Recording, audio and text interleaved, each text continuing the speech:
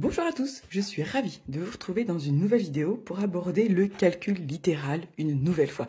Donc aujourd'hui, nous allons voir comment substituer.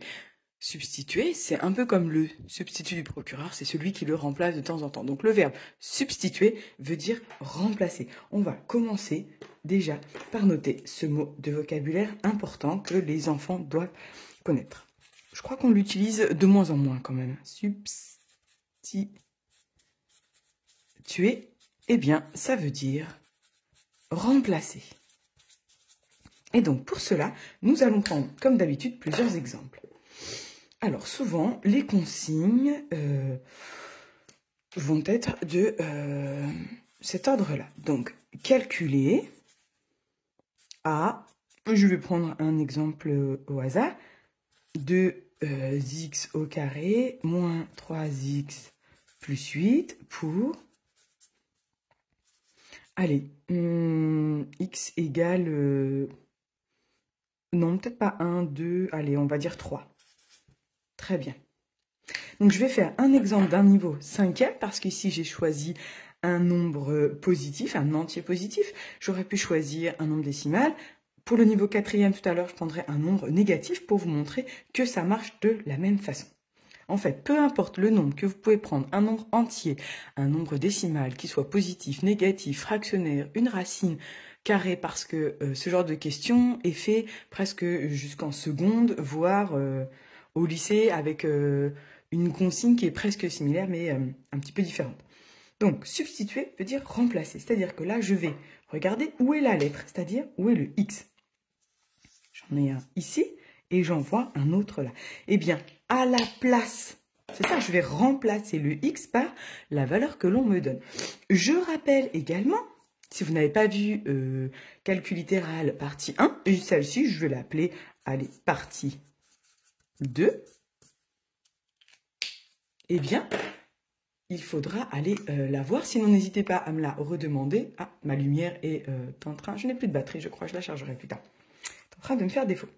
N'hésitez pas à la voir, si vous n'arrivez pas à la retrouver, je peux vous la retrouver et vous l'envoyer. Donc ici, il va falloir commencer par mettre les multiplications qui ont disparu, parce que parfois nous ne sommes pas obligés d'écrire l'opération multiplier quand il est situé entre un nombre et une lettre, exactement quand il est situé devant la lettre. Donc moi je vais les remettre, j'en ai un ici et j'en ai un là, devant chaque lettre. Maintenant, comment rédiger? Donc je dois écrire A, donc le calcul en remettant... Vous voyez les multiplications. Et à la place, ici de x, je vais écrire le nombre que l'on m'a donné à la place. C'est-à-dire ici, 3. Regardez, j'ai remplacé, je vais entourer ce que... Voilà, à cette place-là, ici, j'ai remplacé le x. Vous voyez, c'est exactement le même calcul. Mais à la place de x, j'ai changé en 3. Parce qu'on m'a dit que x valait 3. Et ensuite, je dois respecter ce qu'on appelle les priorités opératoires. Et là, pareil, si vous n'avez pas vu ma vidéo sur Monsieur Poc, je vous invite à aller la voir. Donc, les puissances sont donc prioritaires. Donc, 3 au carré, c'est 3 fois 3, c'est-à-dire 9. 3 fois 3, ah ben, j'ai encore 9 ici, plus 8. Les carrés étant des multiplications, les multiplications sont prioritaires. Et ensuite, 2 fois 9, 18, moins 9 plus 8. Arrivé ici, attention au petit piège, je ne dois pas faire 9 plus 8. Je dois faire les priorités de gauche à droite quand il n'y a que des additions et des soustractions. Donc 18 moins 9, c'est 9. Je peux souligner le calcul que je vais devoir faire dans ma tête et à la place, je mets le résultat. Et ensuite, il ne me reste plus que l'addition à faire. 9 plus 8 égale 17. Et voilà, j'ai calculé la valeur de A pour x égale 3. Je vais prendre maintenant toujours A. Donc, on va faire question 1, question 2. On va reprendre le A, mais cette fois, on va prendre un nombre négatif. Calculer A pour x égale moins 2, par exemple.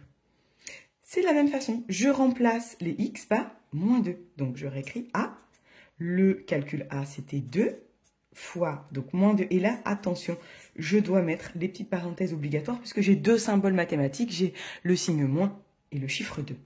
Moins 3 fois moins 2 plus 8. Et là, de la même façon, je vais entourer pour vous montrer que j'ai bien remplacé ici le x par moins 2.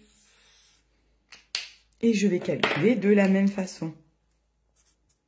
C'est toujours en respectant les priorités opératoires. Donc, monsieur Poc, nous êtes bien ici.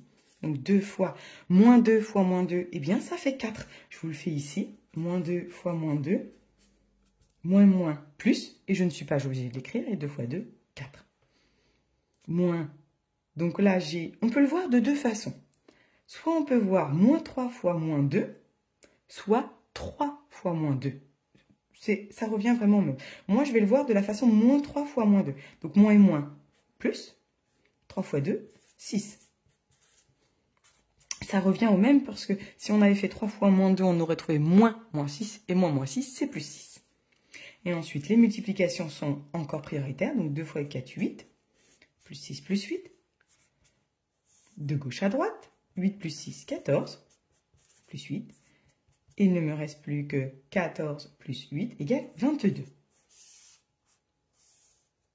Et voilà comment on remplace le x par une valeur. Il faut faire ensuite attention à bien calculer en respectant les priorités opératoires.